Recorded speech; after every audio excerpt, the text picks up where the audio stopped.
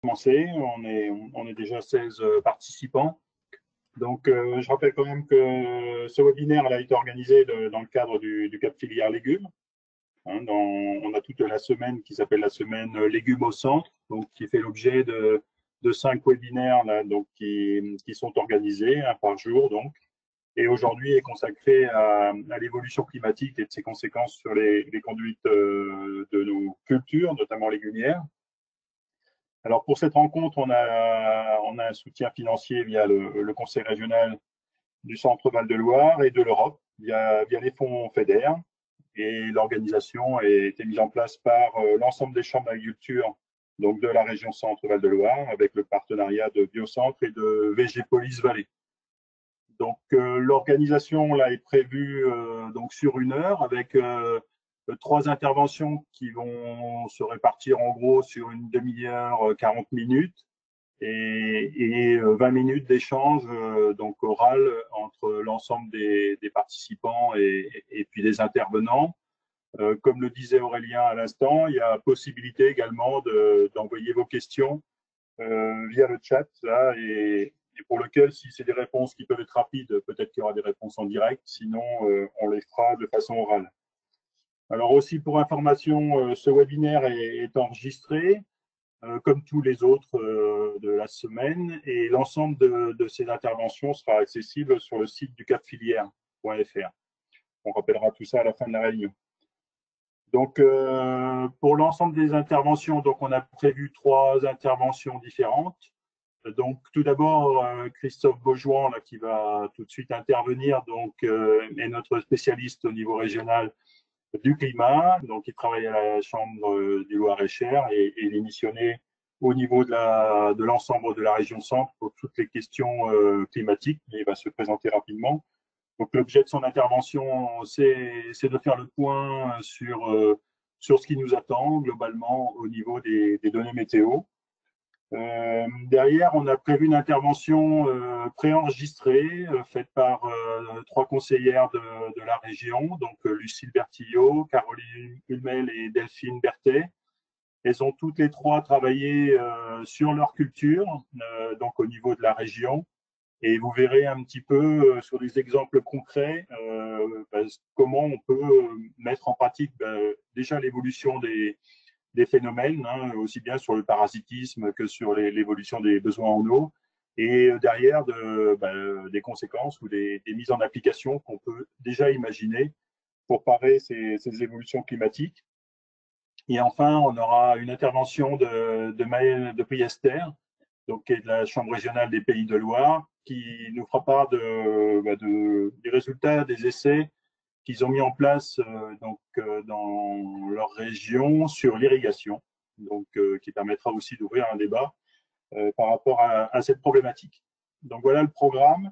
Je ne vais pas m'attarder plus longtemps. Je pense que l'objet, hein, c'est d'être efficace. On va laisser la parole à Christophe, qui va se présenter rapidement. Et je pense que, en tout cas, si vous avez un souci de visionnage, n'hésitez pas à le mettre sur les questions au chat.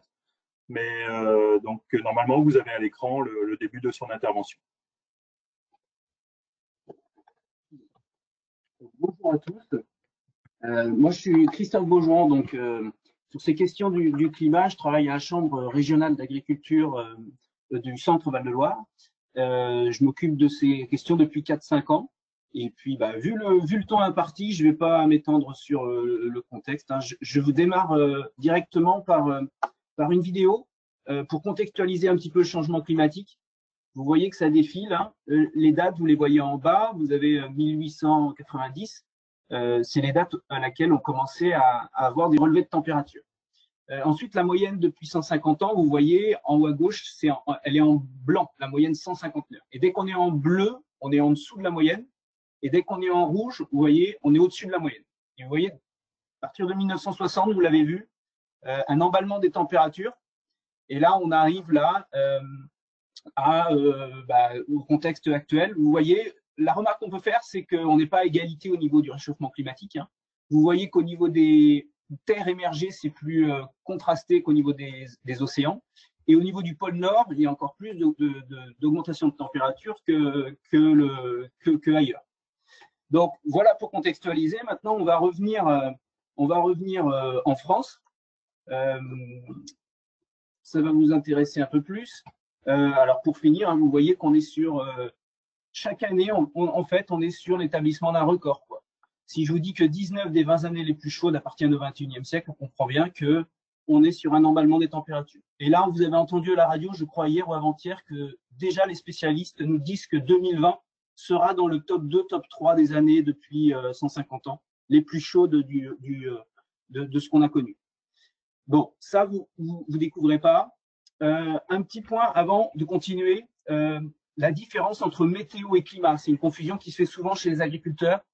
La météo, c'est le temps qu'il fait, c'est ce qu'on voit à la télé le soir.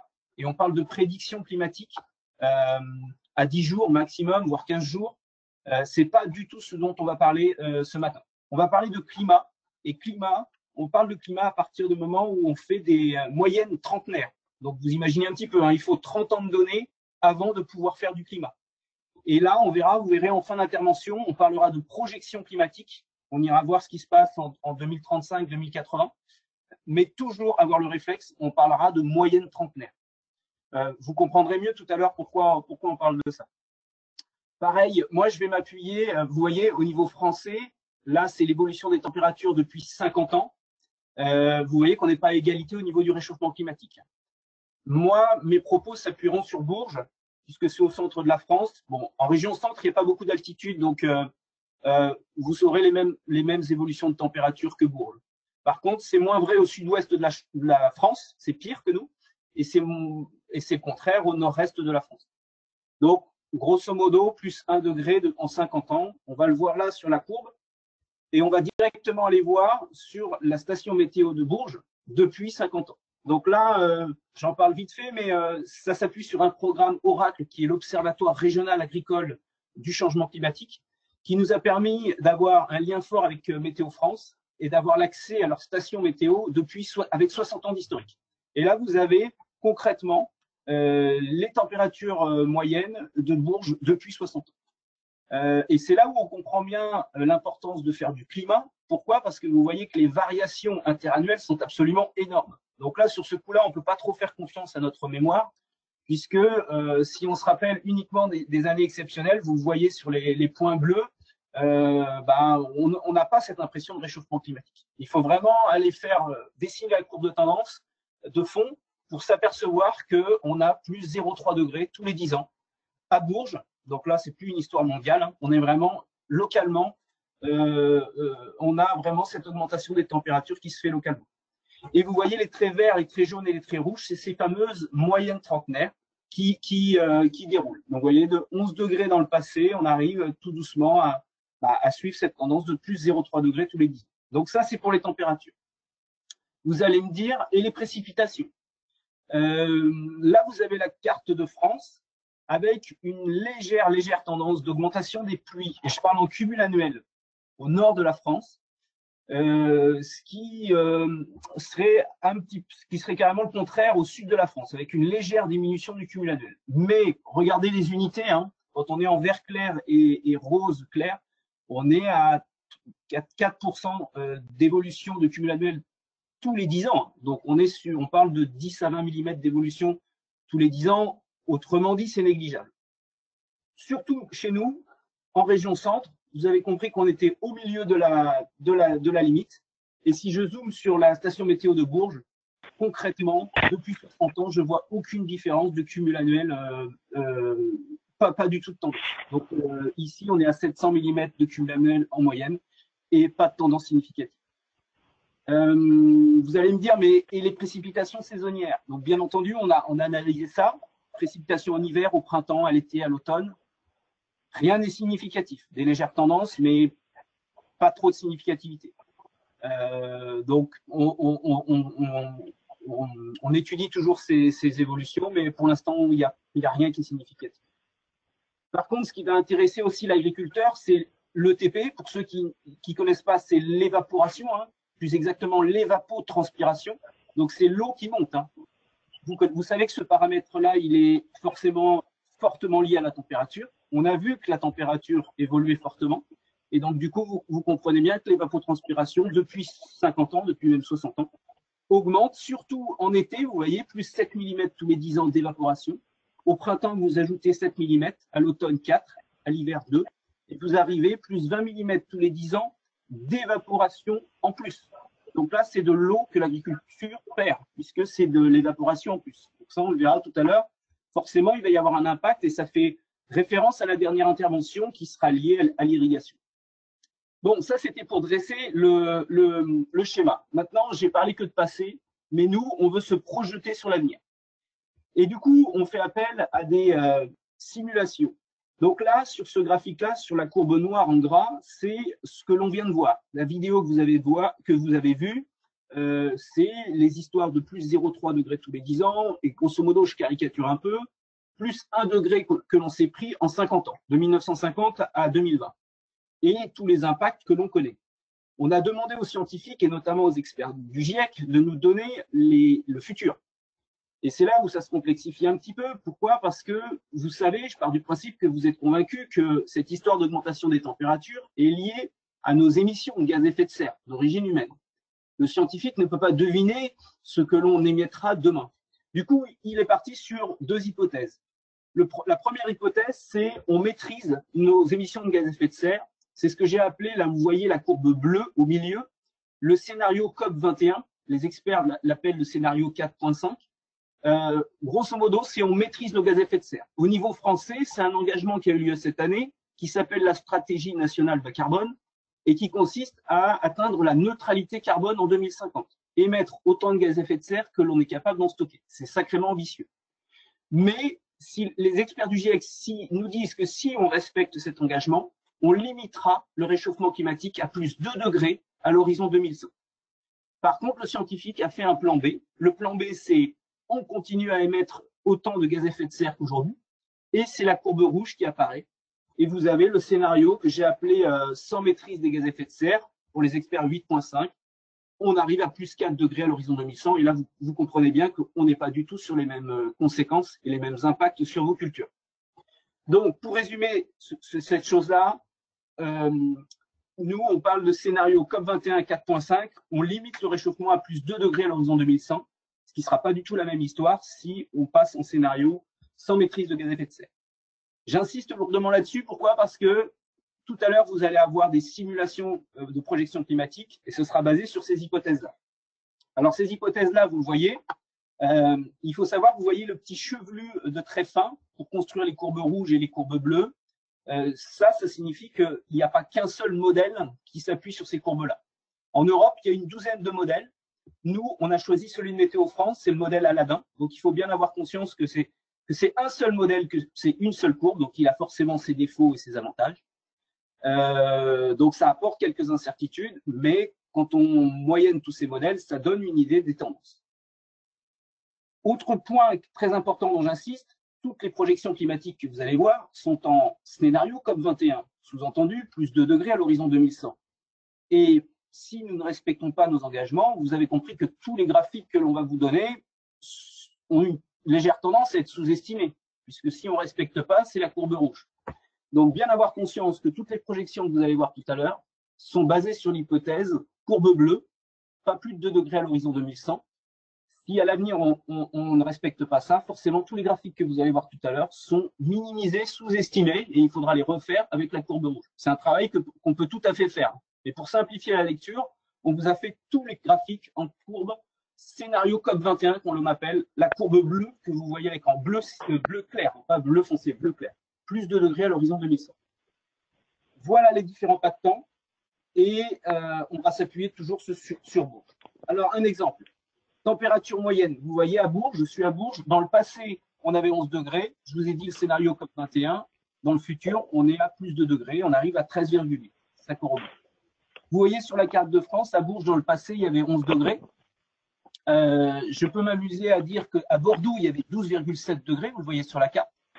Eh bien, si je mets Bourges en 2035, alors quand je dis 2035, vous voyez que c'est la moyenne trentenaire de 2021 à 2050. Toujours, on parle de climat, on parle de moyenne trentenaire. Eh bien, Bourges arrive en 2035 à 12,5 degrés. équivalent en somme de température moyenne annuelle à Bordeaux de 1990. Vous voyez un petit peu un analogue climatique. On est descendu de 200 km au sud, voire 300 en 50-60 ans, pour vous donner un peu une image. Vous allez me demander le nombre de jours de gel par an. Je vais vite. Dans le passé, à Bourges, on avait 50 jours de gel. À la fin du XXIe siècle, ce chiffre sera divisé par 2. Donc forcément, on sent un radoucissement de l'hiver. Je passe vite, hein. Vous allez me dire le nombre de jours échaudants. Alors, échaudant, si ce n'est pas parlant pour vous, c'est le nombre de jours supérieurs à 25 degrés, qui peuvent être impactants pour vos cultures. J'arrondis très, très grossièrement. Dans le passé, à Bourges, on avait 45 jours de nombre de jours très chauds par an. Ce chiffre va être quasiment multiplié par 2 à la fin du XXIe siècle. Donc, ces histoires de jours très chauds, de canicule, va forcément s'amplifier à l'avenir. Donc, vous allez me dire, c'est annuel. Moi, j'ai des cultures vraiment localisées dans l'année, mais ça, vous verrez que les indicateurs vont vraiment se préciser au cours de l'exposé.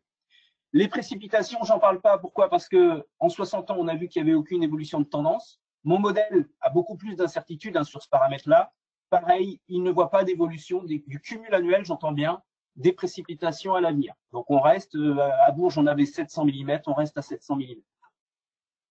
On peut s'amuser à voir le TP, rappelez-vous, c'est fortement dépendant des températures. Forcément, ce paramètre-là s'emballe. Le TP, il augmente de 16 mm. On l'avait vu dans le passé, 20 mm. Notre modèle nous annonce plus 16 mm tous les 10 ans. On est sur la même tendance d'augmentation. Beaucoup plus marquée en été que les autres saisons. Donc forcément, tout ce qui touche, vous, à l'irrigation en été, et je pense qu'on en reparlera tout à l'heure, forcément, il va y avoir un impact puisque l'évaporation de vos cultures augmente, la demande en eau va augmenter également. Et enfin, je termine sur ce dernier indicateur qui va, grosso modo, lier un petit peu tous les paramètres que je vous ai dit. Précipitation, c'est la pluie qui tombe. Le TP, c'est la pluie qui monte, l'évaporation. On peut s'amuser à le faire toutes les décades, vous avez vu, tous les 10 jours pendant toute l'année, à faire l'indicateur précipitation moins ETP. Et c'est comme ça que vous raisonnez votre irrigation, à savoir, par exemple, si vous avez une réserve utile de 30 mm dans vos sols, à partir du moment où vous allez être en dessous de cette limite, là on le voit à l'écran, vous allez déclencher votre irrigation. La courbe bleue, vous le voyez, c'était la courbe du passé. Donc, je colorie sous ma réserve utile hypothétique de 30 mm. La courbe que j'ai coloriée en vert, c'est ce que vous deviez apporter par irrigation pour ne pas que vos cultures soient pénalisées. En 2035, à savoir de 2021 à 2050, je colorie ma courbe en vert clair, c'est l'irrigation supplémentaire que cela va demander. Et à la fin du XXIe siècle, je colorie la courbe, et c'est le orange qui apparaît. Donc, on voit forcément une demande en irrigation supplémentaire en été, ce qui n'est pas forcément le cas au printemps et en automne. Donc, bien entendu, avec vos cultures, il va y avoir des raisonnements à avoir et cette dépendance à l'irrigation qui va forcément être décisive sur vos raisonnements d'itinéraire technique. Voilà pour planter le décor. Je fais juste la conclusion, à savoir que dès que j'ai parlé du passé, j'ai parlé du programme Oracle, et ça, vous pourrez le retrouver sur Internet parce que vous pourrez avoir toutes les données dont j'ai parlé sur Internet. Et dès que j'ai parlé du futur, des projections climatiques, c'est l'outil CLIMA 21 et vos conseillers chambre d'agriculture sont maintenant formés à cet outil. Et d'ailleurs, on va en avoir un exemple à l'instant. J'en ai terminé, sauf si vous avez des questions. Ok, ben, merci beaucoup Christophe. Aurélien, je te laisse la main pour recommencer à projeter la prochaine intervention. Ouais. Donc Christophe a bien posé le cadre, on est bien dans le schéma du COP 21, donc avec plus de degrés, effectivement avec les données globales que vient de présenter Christophe. Là, on va avoir un support donc préparé par Lucille Bertillot, donc conseillère de la Chambre du Loir-et-Cher, qui a travaillé sur des simulations sur la fraise et sur le poireau. Derrière va suivre une intervention de Caroline Hulmel, qui est conseillère maraîchage ici à la Chambre du Loiret et qui a fait des projections sur la salade et la carotte. Et on terminera cette intervention préenregistrée avec Delphine Berthet, qui est conseillère également à la Chambre du Loiret, qui travaille sur les oignons aux pommes de terre et qui a fait une simulation, pour le coup, sur la culture de l'oignon. Donc, Aurélien, si tu... Alors, Oui, Lucie, après, c'est le poireau, oui, excuse-moi. Aurélien, tu reprends la main? oui, je fais ça. Je suis en train de remettre en place le truc. Hop là, tu vois? Est-ce que vous voyez mon écran? Oui, très bien, pour ma part en tout cas. Alors, on va essayer de faire ça bien pour entendre. Et puis je lance. Alors, pour commencer, la fraise. Donc en Sologne, la fraise, elle est cultivée sous abri. Et il y a plusieurs aspects du changement climatique qui peuvent s'exercer sur ce système de production. Par exemple, ici, le risque de coups de chaud sur les fruits au printemps. Alors, sur le graphique est représenté le nombre de jours où la température maximale dépasse les 25 degrés sur la période allant du 1er avril au 15 juin. Donc, ce qu'on peut voir dans le scénario de référence, ici, c'est que 9 années sur 10, on a entre 0 et 8 jours très chauds. C'est la boîte grise qu'on voit. Si on se projette dans un scénario à l'horizon 2030, 9 années sur 10, on a entre 0 et 15 jours très chauds. Donc on voit que la fourchette ici, elle double. Et si on se projette encore plus loin à l'horizon 2080, on a 8 années sur 10, entre 3 et 16 jours très chauds. Donc ce qu'on peut voir, c'est que la fréquence des années avec un printemps très chaud, elle va augmenter. Par exemple, en 2019, on a eu 7 jours très chauds sur cette période.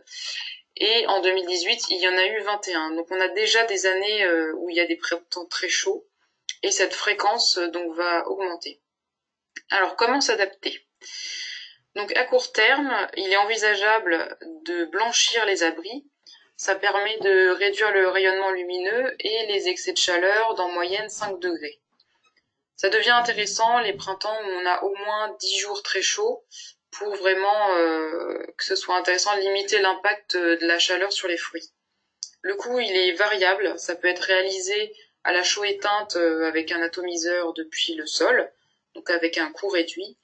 Et pour de plus grandes surfaces, on peut faire appel à une entreprise spécialisée. Et là, il faut compter entre 1000 et 1500 euros par hectare, produits et poses comprises, qui est faite par hélicoptère. On peut adapter la peinture utilisée pour blanchir au type de plastique de couverture et aussi à la durée de l'ombrage qui est souhaitée. Après, à plus long terme, on peut aussi modifier le type de plastique de couverture pour qu'il soit mieux adapté à des printemps avec de fortes chaleurs. Et on peut réfléchir à quoi mettre en place sous le tunnel. Donc ça peut passer par le fait de cultiver des variétés moins sensibles à la chaleur. Et ça peut passer par le fait de ramener de l'hygrométrie sous le tunnel. Donc par exemple, en mettant en place un enherbement des passe-pieds qui est tondu régulièrement pour limiter les excès de chaleur. On a vu l'impact du changement climatique sur une culture présente au printemps, mais qu'en est-il pour une culture présente en hiver? En prenant l'exemple du poireau, nous allons regarder à quoi s'attendre. Ici est représenté un indicateur qui traduit des conditions favorables à la pousse du poireau en hiver. On somme toutes les températures supérieures à 5 degrés sur la période de novembre à février. Alors bien sûr, il y a aussi la luminosité et la disponibilité en eau qui va jouer sur la pousse du poireau sur cette période, mais la somme de température permet d'avoir une première approche de l'impact du changement climatique sur cette culture. Alors, dans le scénario de référence, on a en moyenne 196 degrés jour cumulés sur la période de novembre à février. Et en 2030, cette moyenne, elle passe à 263 degrés jour. Or, dans le passé, dans le scénario de référence, on ne dépassait cette somme qu'un an sur 10 à peu près. Et en 2030, on va dépasser cette somme un an sur 2. Et en 2080, ce phénomène va être accentué. Donc, on s'attend vraiment à ce que le poireau pousse davantage en hiver qu'avant. Et donc, on a un risque de surmaturité qui est accru. Alors, comment s'adapter? Alors, tout d'abord, on peut veiller à cultiver des variétés qui sont capables d'attendre au champ la récolte sans risquer d'entrer en surmaturité. Cela permet de s'adapter aux conditions qui vont être plus propices au développement du poireau en hiver. Et ensuite, On peut aussi réfléchir à modifier les dates de plantation. Alors là, on a deux hypothèses. Soit on recule la date de plantation de quelques semaines parce qu'on estime qu'il faudra moins de temps au poireau pour atteindre le bon calibre. Mais alors, on prend potentiellement un risque. Si les conditions ne sont pas suffisantes à l'automne et en hiver, le poireau ne pourra pas pousser suffisamment.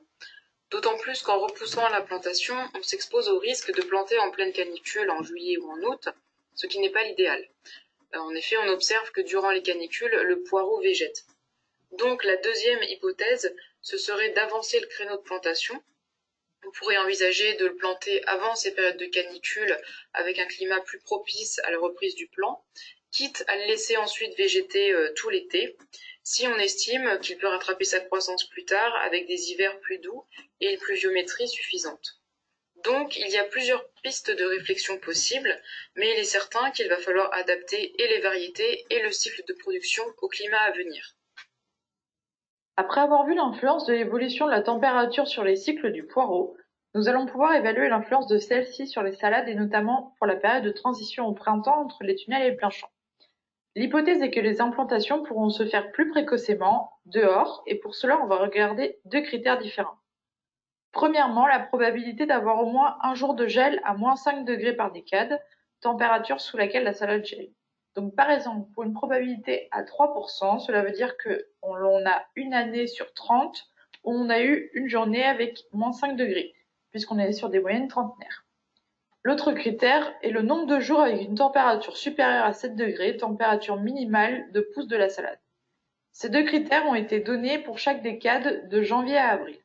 Ce que l'on peut voir, c'est qu'avec un créneau d'implantation actuel entre la première et la deuxième décade de mars, nous sommes avec un risque de gel à moins 5 degrés de 17 à 3%. Pour le futur proche, on voit une diminution de ce risque de 13 à 0%, puis pour un futur lointain, une diminution de ce risque de 10 à 0%, mais là, dès la troisième décade de février. Cela nous laisse donc à penser que le futur créneau d'implantation sera certainement à partir de cette troisième décade. Reste à savoir si on aura tout de même les températures nécessaires à son développement. On a alors regardé le nombre de jours supérieur à 7 degrés. Actuellement, nous sommes sur une référence de 2,5 à 2,6 jours supérieur à 7 degrés pour la première et la deuxième décade de mars. Et si l'on regarde ces données pour un futur créneau d'implantation trouvé précédemment, on peut voir que nous avons également quasiment le même nombre de jours nécessaires au développement de la salade.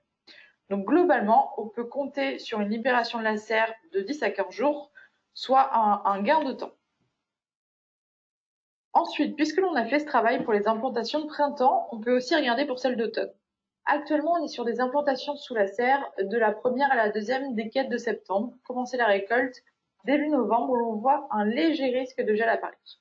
Même principe, là on peut voir que dans un futur proche, on peut décaler les dates de plantation d'une décade et donc dans un futur lointain de 2 décades, pour une plantation finalement entre la troisième décade de septembre et la première d'octobre. On peut aussi voir là que le nombre de jours supérieur à 7 degrés en fin de cycle sera suffisant pour une période décalée. Cela nous fait donc un gain d'au moins 20 à 25 jours sous serre. Donc finalement, on a vu que les implantations de salade pourront se faire plus précocement en plein champ, mais il en sera sûrement de même pour les autres cultures, par exemple la carotte. Mais alors dans ces cas-là, on peut aussi se demander ce qu'il en sera pour les différents cycles ravageurs. Et ici, on a pris l'exemple de la mouche de la carotte qui, ces dernières années, apparaît à partir d'une somme de température de 350 degrés bassin. On peut voir que sur la référence, on était à une date moyenne d'arrivée autour du 3 mai. Dans un futur proche, on serait autour du 18 avril et dans un futur lointain, on arrive autour du 6 avril. Donc on prend presque un mois de décalage sur le premier vol. Cela nous imposera donc très certainement une gestion des voiles plus précoce et peut-être un risque d'augmentation du nombre de vols. En tous les cas, on voit une claire adaptation des ravageurs. Le changement climatique influence donc le cycle des ravageurs, mais aussi le cycle des maladies, comme on va pouvoir le voir sur la culture de l'oignon et sa principale maladie, le mildiou.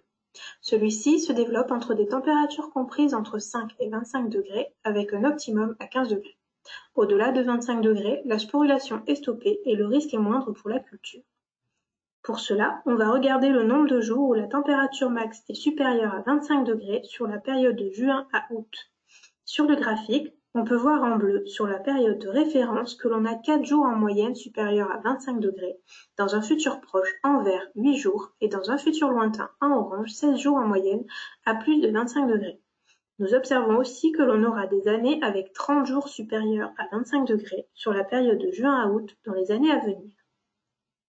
Si l'on parle en probabilité d'avoir plus de 10 jours supérieurs à 25 degrés sur la période de juin, juillet et août, sur les années de référence, elles sont d'une année sur 10, 3 années sur 10 dans un futur proche et 8 années sur 10 dans un futur lointain.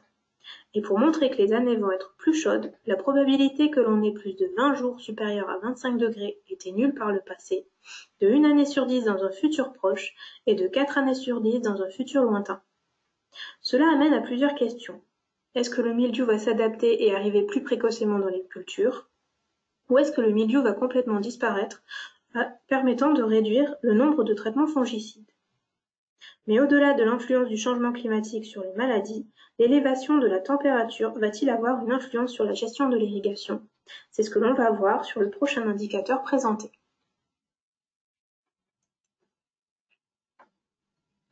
Pour cela, on va regarder le déficit hydrique climatique par décade en médiane trentenaire. Sur la période de mars à août, période de présence de la culture. C'est un peu barbare, mais vous allez vite comprendre. Avant de voir le graphique, petit rappel sur le coefficient cultural de l'oignon. Celui-ci est de 0,3 à l'implantation, puis augmente jusqu'à 1,4 à la bulbaison début juillet pour baisser progressivement jusqu'à la maturité de l'oignon mi-août. Ensuite, pour avoir l'évapotranspiration maximale qui est la quantité d'eau consommée par la plante en conditions non limitantes, on multiplie l'évapotranspiration potentielle au coefficient cultural de la culture. Puis on déduit l'évapotranspiration maximale aux pluies pour avoir le déficit hydrique de la culture. Voici le graphique. La ligne rouge sépare la saison printanière à gauche de mars à mai et la saison estivale de juin à août à droite. Il a été choisi de garder une présence de la culture du 15 mars au 15 août pour un futur proche ainsi qu'un futur lointain. Je rappelle qu'un oignon a besoin d'une longueur de jour pour initier sa bulbaison, d'où ce choix de ne pas modifier les dates d'implantation. Ainsi, pour la saison printanière dans le futur proche et lointain, nous allons perdre 1 mm tous les 10 ans par rapport à la référence, soit un faible changement par rapport à ce que l'on connaît. Pour la saison estivale, le changement est plus prudent, avec une perte de 13 mm tous les 10 ans dans un futur proche et lointain par rapport à la référence, avec des besoins de plus en plus importants dès la dernière décade de juin et tout le mois de juillet.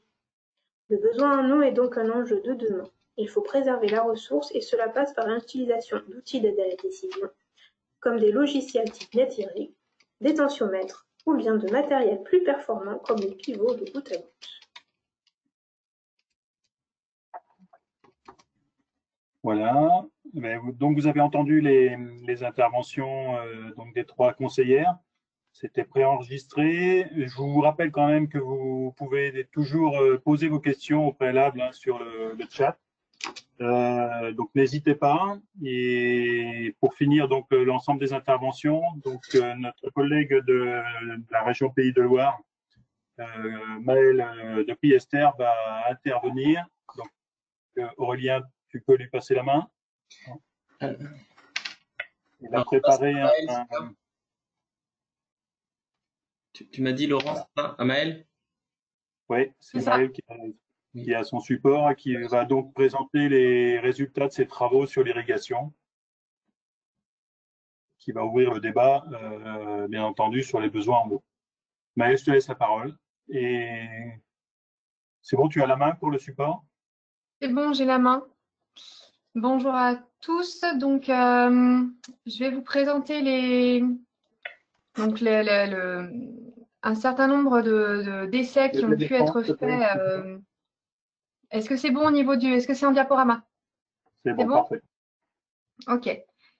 Donc, alors, je vais vous présenter les résultats d'un programme d'expérimentation qui a été mis en place en région Pays de la Loire avec des financements donc, de la région et puis de l'Agence de l'eau sur l'optimisation des pratiques d'irrigation en maraîchage. On était un certain nombre de partenaires dans le cadre de ce projet, donc le CDDM qui est le comité technique qui travaille sur la Loire-Atlantique, le CDDL pour ce qui me concerne pour le Maine-et-Loire, nos homologues de Vendée, la CAB et un certain nombre de partenaires, on va dire plutôt industriels en fabricant de matériel.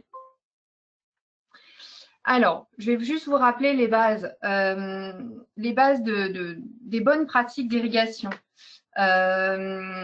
C'est-à-dire que on peut espérer faire du pilotage et de l'optimisation, mais si on ne maîtrise pas les bases de son système d'irrigation, c'est un peu partir au casse-pipe de façon certaine. Donc, sur cette pyramide, en fait, vous voyez donc la base pour optimiser son irrigation, c'est de connaître ses parcelles. Donc, connaître ses parcelles, c'est connaître son sol, c'est connaître sa capacité à retenir de l'eau, son homogénéité, parce qu'on va raisonner son irrigation. Si on a une parcelle qui est complètement hétérogène, on ne va pas la raisonner de la même façon que si elle est très homogène. Si on a un bout plus séchant, un bout plus humide, voilà. Et puis, il faut aussi, bien sûr, connaître ses plantes, connaître leurs besoins en eau. Ça va être lié à ses débouchés commerciaux. On ne va pas forcément irriguer une salade, par exemple, avec la même intensité si c'est un produit qui est destiné à la 4e gamme, s'il est destiné au marché du frais, parce qu'on n'a pas les mêmes objectifs de rendement. C'est vrai en carottes, c'est vrai sur tout un tas de légumes. Avoir un réseau d'irrigation entretenu, performant et connu.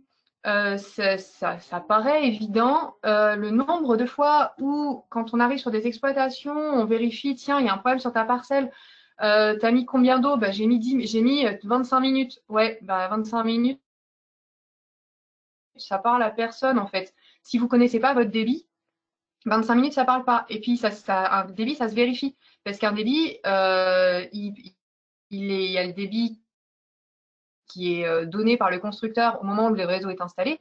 Et puis, il va évoluer avec le temps parce que les tuyaux vont se boucher, parce que la filtration va s'encrasser. Pour X ou Y raison, votre débit va changer. Donc, le revérifier une fois de temps en temps, ça ne fait pas de mal. Et après, pour tous les systèmes qui sont avec de l'irrigation de précision, donc notamment les systèmes sous abri et le goutte à goutte, avoir une filtration de qualité, c'est fondamental pour entretenir son débit, justement. Donc ça, c'est la base. Si on ne maîtrise pas ça, on aura un réseau d'irrigation qui sera hétérogène. Et un réseau d'irrigation hétérogène, vous pouvez faire du pilotage dessus, mais vous allez piloter à un endroit avec le risque que du coup, tout le reste de la parcelle soit sous-irrigué, soit sur-irrigué. Et la culture sera très belle là où vous avez piloté et pas forcément, et correspondra pas forcément à vos attentes là où ça l'était pas. Donc, pour moi, il n'y a pas de pilotage sans avoir, si cette base-là n'est pas validée. Donc ça, c'était pour les rappels théoriques et pratico-pratiques. Ensuite, dans le cadre donc, des expérimentations qu'on a pu faire, on a fait 2 types d'essais. Certaines qui visent à modifier le système d'irrigation en passant, du coup, pour le coup, d'un système en quadrillage à un système en goutte à goutte, et puis des essais de pilotage.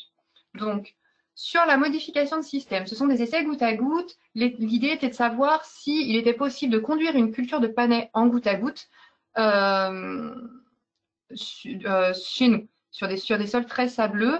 Donc, c'est un essai qui a été fait en 2018 et en 2019. On a installé une gaine par rang par sécurité, parce que les rangs étant assez espacés, on craignait dans les sols très sableux de ne pas faire un bulbe d'irrigation suffisamment large avec les gaines pour assurer l'alimentation hydrique correcte de la culture.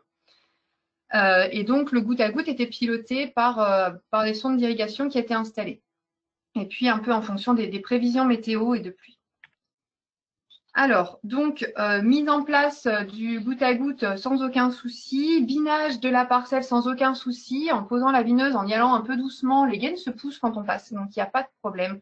Et voilà les rendements qu'on a obtenus les 2 années. Là, c'est une année qui est donnée, mais on a obtenu ces données-là les 2 années, avec un rendement qui est plus important au goutte à goutte et surtout avec un taux de déchets qui est nettement plus faible. Voilà les photos, c'est plus parlant qu'un graphique.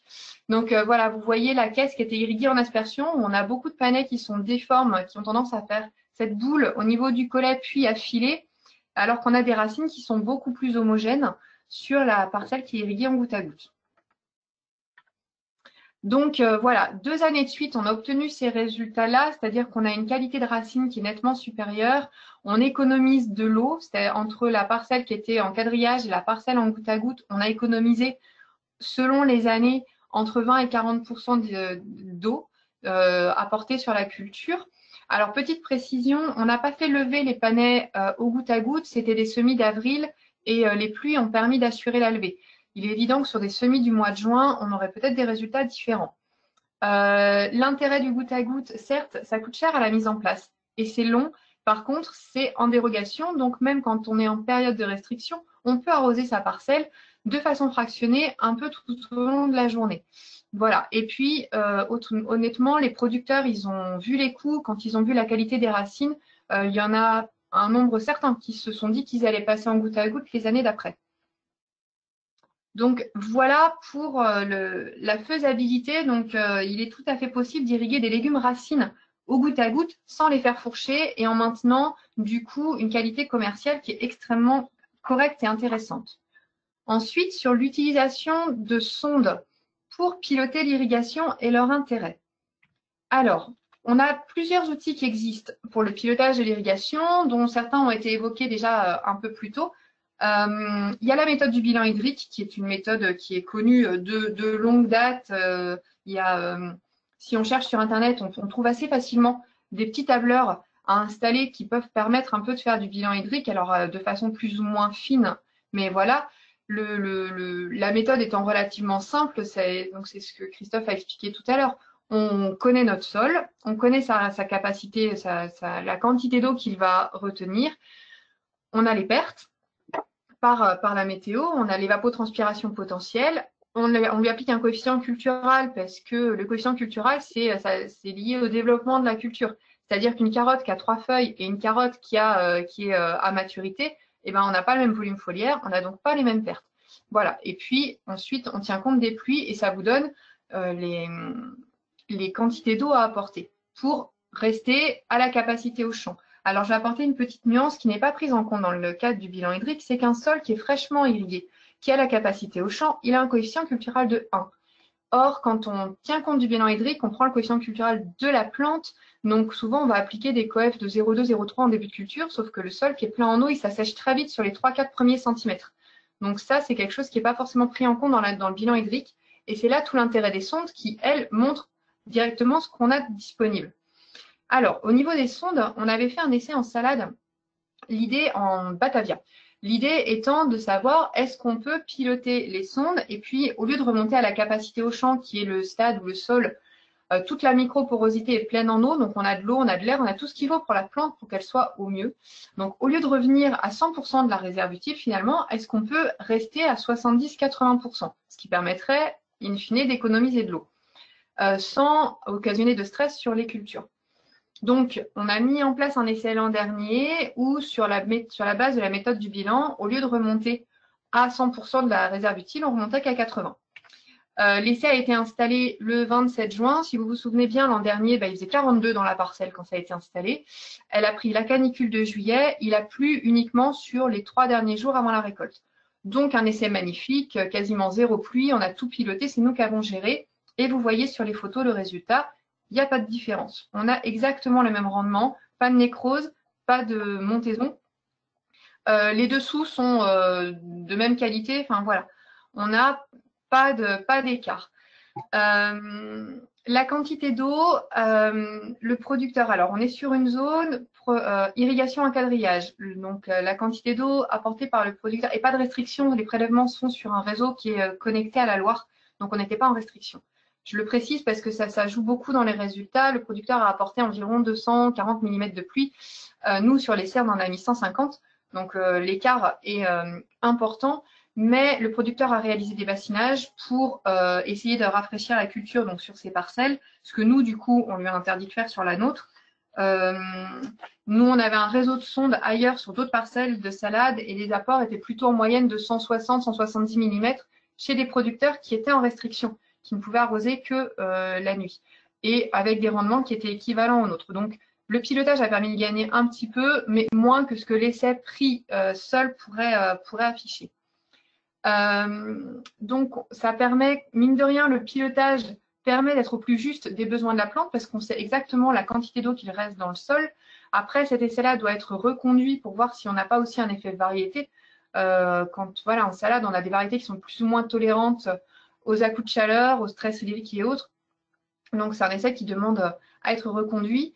Et c'est le type de pratique qui ne peut être mis en place que si on n'a pas de contrainte de tour d'eau, c'est-à-dire que vous pouvez déclencher votre parcelle quand la plante en a besoin et pas quand vous avez fini d'irriguer toutes les autres.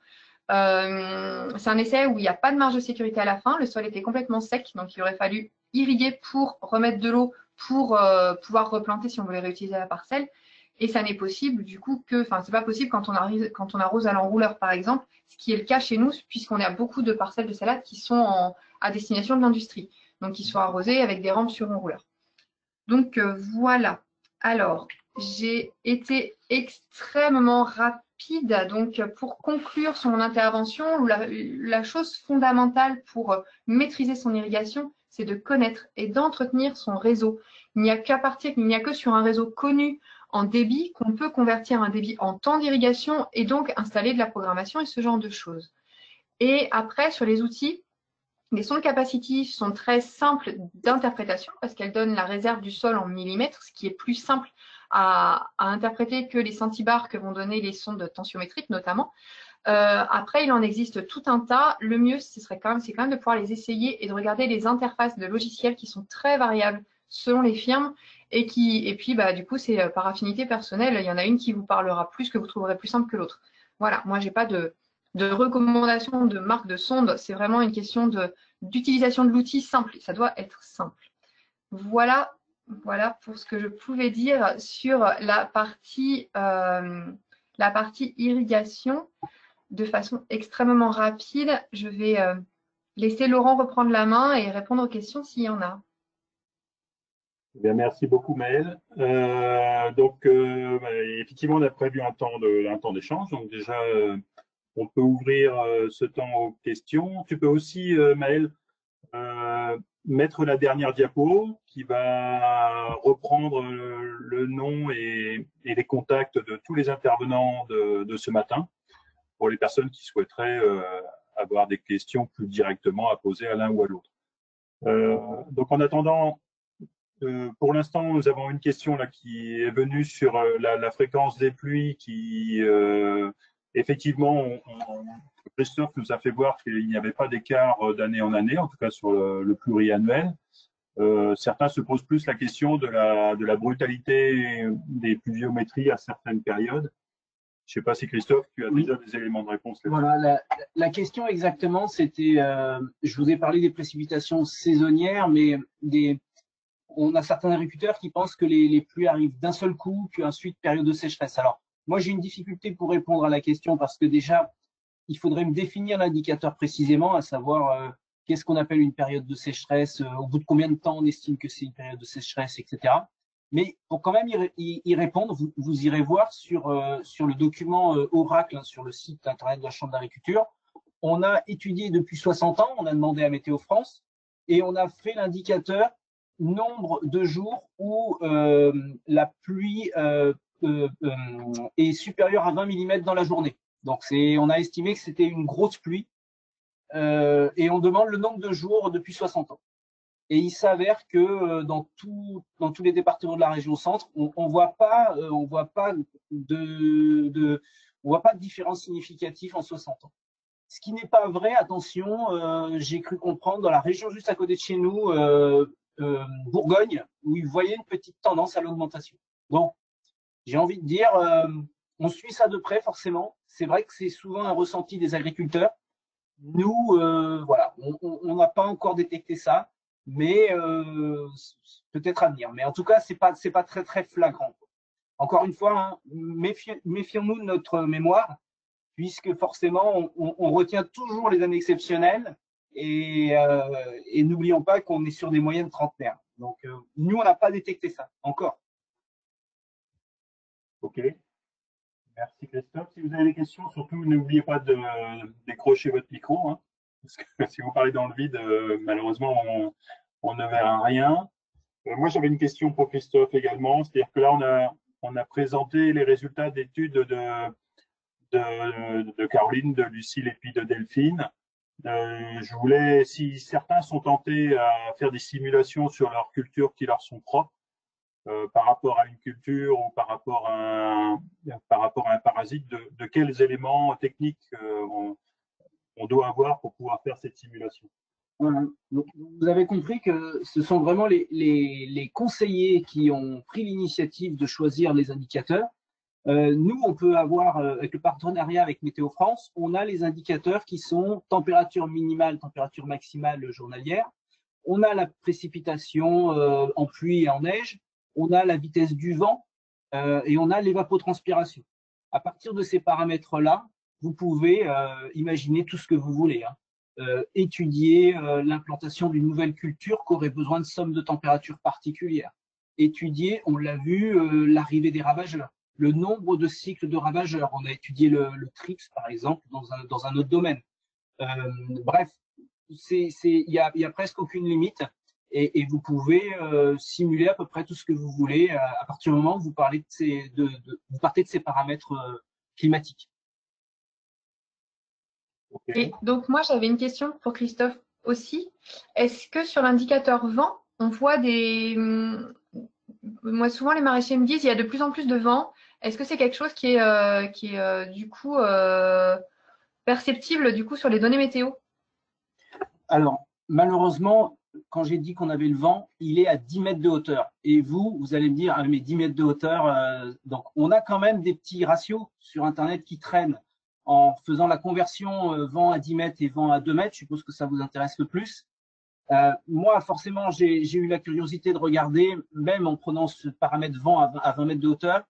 Bon, on n'a pas détecté grande modification. Donc, c'est vrai que c'est un ressenti des agriculteurs.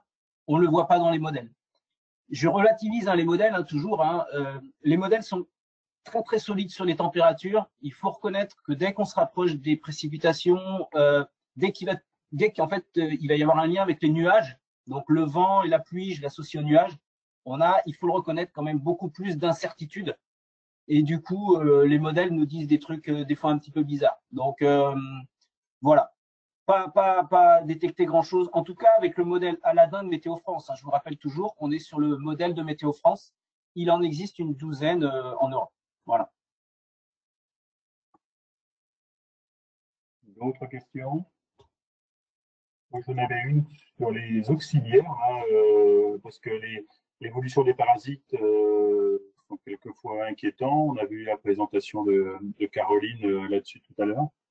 Comment on peut juger quand il faudrait connaître aussi le cycle de tous les auxiliaires pour pouvoir mettre en parallèle l'évolution des cycles des parasites, des mouches et autres?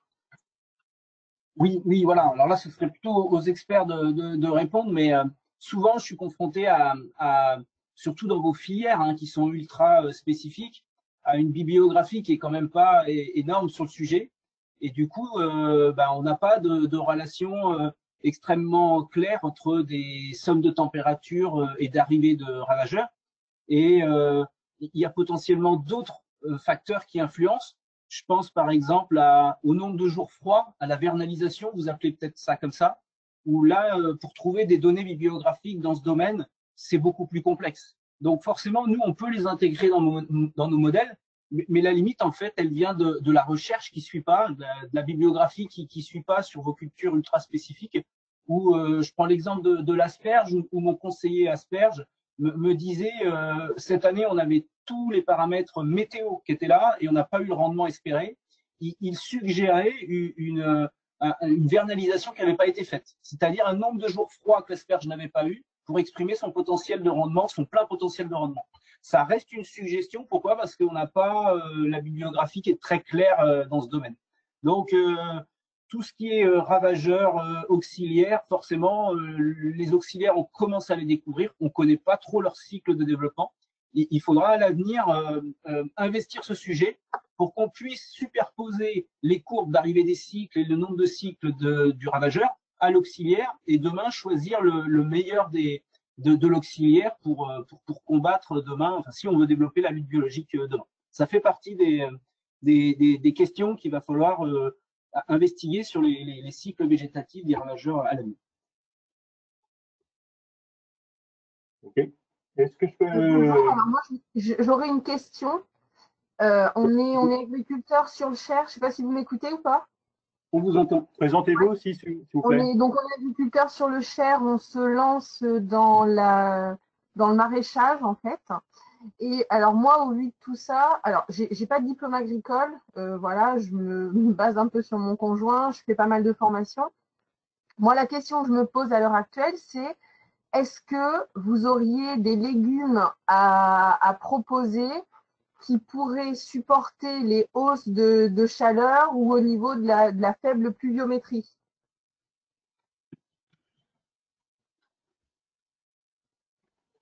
Alors, la question, elle porte sur les variétés, les choses comme ça? Ouais, voilà, je sais pas. Après, nous, là, cette année, on va tester la patate douce. On a implanté des haricots verts. Alors, vraiment, on teste, hein, on teste. On est sur aussi des cornichons. Mais je me pose la question, savoir si est-ce que dans l'avenir, est-ce qu'il y a certains légumes qu'on ne pourra plus faire parce que il faut aussi se poser la question de la disponibilité de l'eau. Est-ce qu'il y a des légumes qu'on va devoir abandonner et partir sur d'autres choses? Je ne sais pas, Maëlle, si tu as des billes là-dessus. Moi, c'est pas du tout mon domaine. Hein. Vous avez compris que moi, je n'étais pas du tout spécialisé dans le domaine.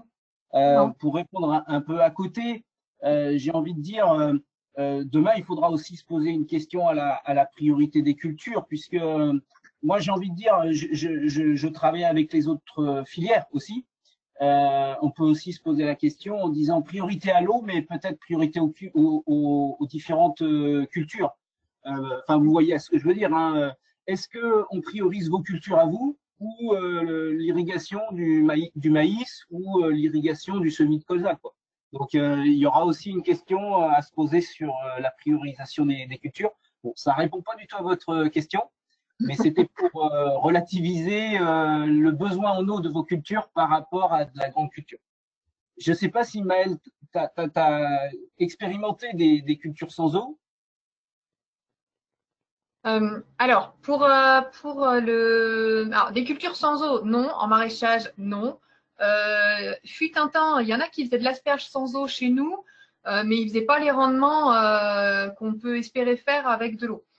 Des légumes sans eau, ben, on les fait pousser que l'hiver éventuellement. Après, mine de rien, ça dépend. Alors, ce qui est compliqué pour vous répondre, c'est que, par exemple, si vous avez la possibilité de mettre du goutte à goutte, mine de rien, en irrigation localisée, on peut économiser entre 20 et 30% des quantités d'eau qu'on peut apporter. Donc, c'est une piste qui n'est pas négligeable. Quand on voit en Israël, ils font pousser quasiment tous les légumes. Pourtant, il fait quand même beaucoup plus chaud que chez nous. Donc, si on regarde un peu les productions qu'il y a plus au sud, globalement, il y aura sans doute des évolutions variétales. Il y aura des évolutions de planning de culture, c'est-à-dire c'est ce qui a été présenté non pas sur le poireau, sur les salades, c'est-à-dire qu'on plantera plus tôt ou plus tard. Et moi, je le vois déjà sur les Pays de la Loire, il y a des semis qu'on ne fait plus sur la deuxième quinzaine de juin. En betterave, en panais, il y en a qui ont arrêté de semer à ces périodes-là parce que c'est trop compliqué. Par contre, j'observe des décalages sur juillet ou des décalages plus précoces. Pour l'instant, je n'ai pas spécialement de légumes en tête qui pourraient se passer d'eau. Par contre, des cultures qui sont plus adaptées à des pratiques économes de type goutte à goutte, oui. Oui, bah, c'est ce qu'on a fait là depuis 2 ans. On a testé les carottes qui fonctionnent très bien. On avait testé d'abord l'aspersion qui a été catastrophique et du coup on est passé en goutte à goutte. Et on s'aperçoit qu'on utilise beaucoup moins d'eau. Ok. Alors, c'est un travail aujourd'hui qui devient prioritaire dans beaucoup de structures. Hein. Nous, Ouais. on va certainement engager donc un recensement de tout ce qui est fait au niveau national hein, et pour derrière découler effectivement des réseaux d'expérimentation. Il faut prendre deux choses en mesure. Hein. C'est que l'évolution climatique, elle se fait elle se fait dans le temps, mais on n'est pas dans 10 ans, on n'est pas dans 20 ans. Donc effectivement, il faut préparer, comme on est pour beaucoup sur des cultures annuelles, l'adaptation se fait, comme le disait Maël, aussi sur des pratiques culturelles. Il y a un gros travail de génétique à faire. Et le travail aujourd'hui le plus important, en tout cas si on doit mettre des priorités, c'est effectivement sur les cultures pérennes. Hein, tu parlais d'asperges, mais à chaque fois qu'on touche sur les vergers, l'arboriculture, là, il faut vraiment anticiper sur ce que deviendra l'implantation dans les 5 à 10 ans qui vont venir. Ouais. Après, on parle de techniques économes en eau, mais il y a aussi tout ce qui est pratique d'apport de matière organique, redresser les taux de matière organique des sols. La matière organique, c'est une éponge qui est formidable. Donc, il y a aussi des travaux à faire sur les itinéraires techniques pour pour améliorer la capacité de stockage de l'eau de nos sols. Alors, on va pas, si on est, sur un sable, on va pas le transformer en argile, c'est une évidence. Mais on peut quand même gagner quelques millimètres de stockage et donc ce qui peut permettre de simplifier la gestion de l'irrigation parce que la parcelle, on sait qu'elle peut tenir une journée ou 2 journées de plus. Donc, ça peut permettre du coup des fois de simplifier aussi tout ce qui est paillage. Enfin, voilà, il y a plein de choses sur les itinéraires culturaux qui vont devoir être travaillés et qui vont évoluer. D'accord. Merci beaucoup. Okay. D'autres questions? Moi, j'avais peut-être une question. J'ai vu que tout à l'heure, il y avait Benoît Louchard qui était là. Je ne sais pas si tu es toujours là, Benoît.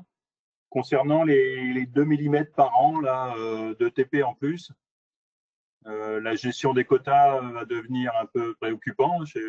Est-ce que ça, c'est anticipé dans les politiques de gestion de l'eau? Merci Laurent pour cette question.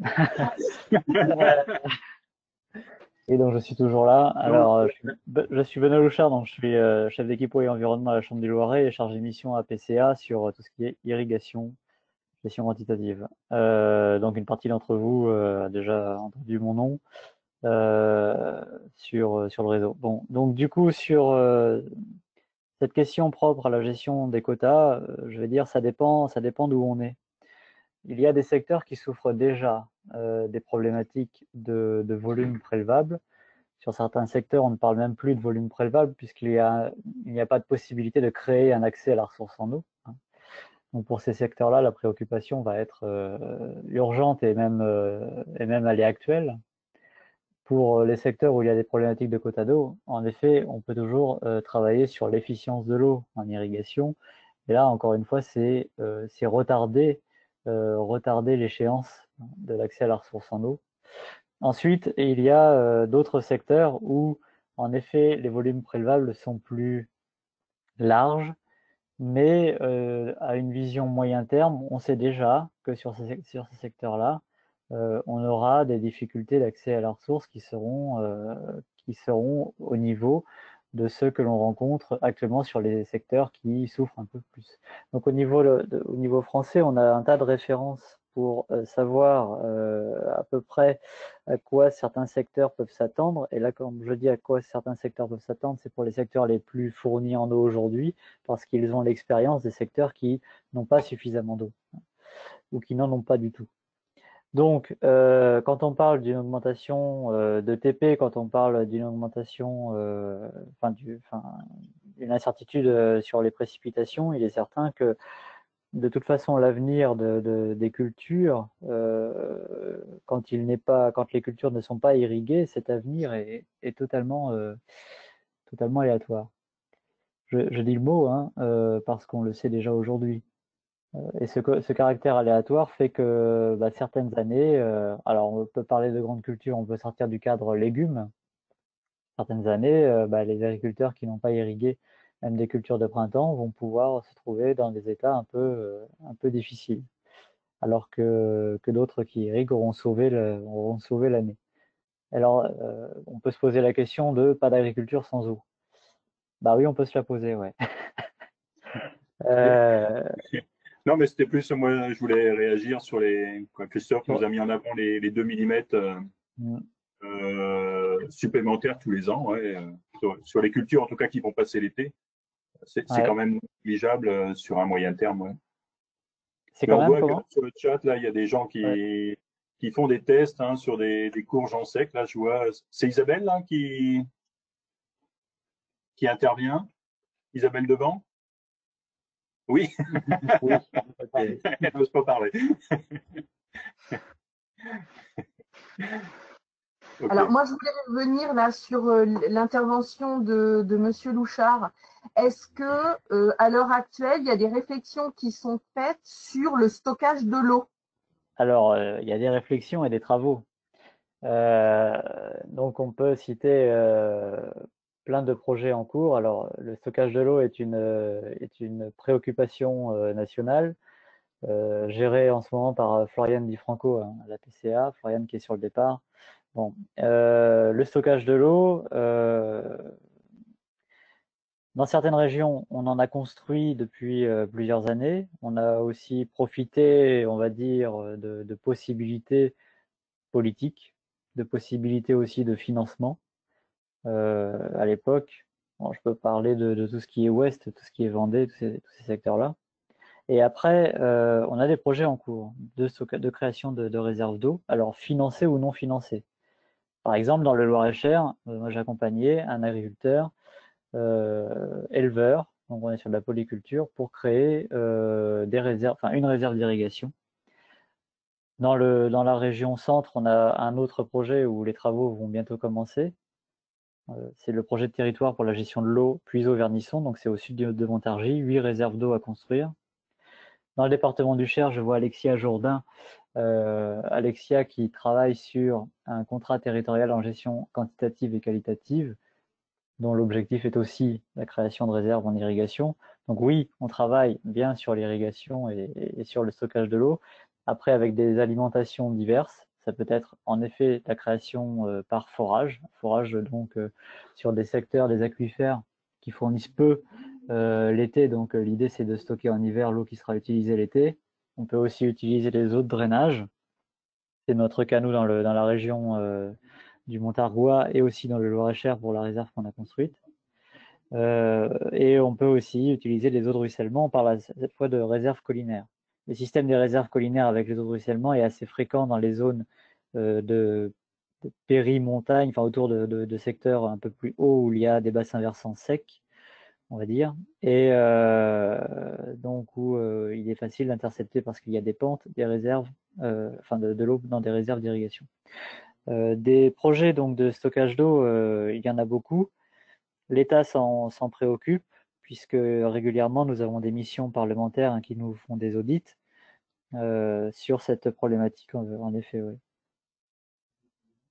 Okay. Merci beaucoup Benoît. Donc l'heure avance. Existe-t-il des semences résistantes à la sécheresse, type de semences dans certains maraîchers? Quelqu'un a une réponse par rapport à ça? Je ne sais pas si Maël, vous avez travaillé déjà sur les aspects de... Nous, on le fait sur maïs pour l'instant. Les travaux ont commencé là-dessus. Voilà, Isabelle a travaillé sur la courge. C'est ce qu'elle mentionne sur le côté. Je ne sais pas si d'autres personnes ont écho de travaux qui ont été mis en place par rapport à l'aspect variétal. Pas de notre côté en tout cas. Moi, c'est pas quelque chose qui a été travaillé chez nous. D'accord. Mais effectivement, il y a que là, peut-être Christophe, est-ce que toi, à ton niveau, tu as déjà été contacté par des sélectionneurs pour ces simulations météo? Il faut avouer que c'est quand même moins enfin, en tant que chambre d'agriculture, on travaille quand même moins sur ces aspects-là. Par contre, alors moi, c'est pas en filière légumes, mais Arvalis, on a la chance à Ouzor-Marché, c'est une commune dans le Loir-et-Cher qui étudie l'aspect variétal, mais sur l'agriculture, hein, maïs, blé et orge, à tel point que c'est une serre mobile qui se déplace pour capter les pluies, pour faire pousser les cultures sans eau. Malheureusement, je n'ai pas la connaissance de ce type d'essai pour vos filières, mais ça doit exister. Ok, de toute façon, je dis, c'est une des priorités des axes qui vont être travaillés au niveau des chambres là, dans les prochains mois, les prochaines années. Ouais. Est-ce qu'il y a d'autres questions? Ce qui est sûr en conclusion, c'est qu'il ne faudra pas tout miser sur le pouvoir variétal. On le voit en blé. L'aspect variétal, il existe toujours. Il n'empêche qu'on a une stagnation du rendement en blé depuis les années 2000. Donc, les variétés nous permettent de limiter la casse, mais il faudra aussi nous remettre en cause sur, on l'a déjà vu, hein, des pistes de décalage de semis. Pourquoi pas abandonner la culture en été totalement et avancer nos cultures au printemps. Enfin, nous, en tout cas, c'est ce qu'on dit auprès des céréaliers, à voir si c'est adaptable avec vos cultures, bien entendu. On l'a vu tout à l'heure par rapport à Poirot, une question sur la modélisation des nouveaux ravageurs et des nouvelles maladies. Est-ce qu'aujourd'hui, on a les moyens de prédire l'avenir par rapport à ces nouveaux parasites qui nous reviennent souvent du Sud?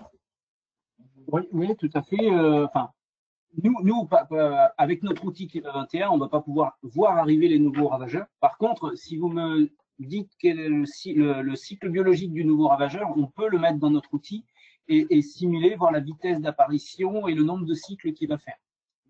Voilà. Donc là, c'est plutôt vers les instituts qu'il va falloir se retourner. Mais bon, les conseillers ici connaissent les ravageurs qui arrivent et c'est surtout commencer à trouver le bon auxiliaire et voir si l'auxiliaire se développera aussi vite à l'avenir que le ravageur. Ça, par contre, on peut commencer à simuler pour essayer d'identifier le meilleur des auxiliaires. Là, aujourd'hui, on a le sur les qui fait des bons clients. Pour l'instant, effectivement, on ne connaît pas d'auxiliaire. Il y aura un gros travail à faire. Tout à fait. OK. Donc, vous avez à l'écran, hein, je vous le répète, le nom de tous les intervenants de ce matin. Donc, n'hésitez pas à reprendre contact avec eux. Je rappelle aussi que toute l'intervention de ce matin a été enregistrée. Elle sera, alors je ne sais pas dans quel délai d'ailleurs, mais vous pourrez reprendre l'ensemble des documents, mais de la semaine hein, d'ailleurs, sur le site du capfilière.fr que vous avez à l'écran. Donc n'hésitez surtout pas. Vous avez donc deux interventions qui ont lieu à partir d'aujourd'hui. Ouais, donc hier c'était sur les biocontrôles. Donc aujourd'hui sur le climat et il reste trois interventions qui vont venir. L'une demain sur la certification bio ou HVE, donc demain matin toujours à 10 h. Pour jeudi matin, on parlera conduite de la fertilisation, de la fertirrigation organique. Et vendredi, on finira par la main-d'œuvre, donc des bras pour ton assiette. Donc retour sur l'expérience qui a été menée et les problématiques de main-d'œuvre qui sont connues pour le milieu des légumiers. Donc voilà, je vous invite encore à vous inscrire si vous êtes intéressé aussi par ces trois sujets. On a bien débordé les horaires prévus, donc à moins qu'il y ait une dernière question. Sinon, nous allons devoir fermer cette webconférence. Le support sera disponible dès ce soir normalement et pour les personnes qui s'étaient inscrites, vous recevrez l'information également par mail. Parfait.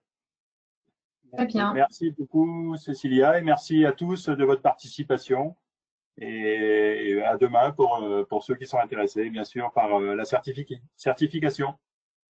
Au revoir. À très bientôt. Merci à tous. Bonne journée.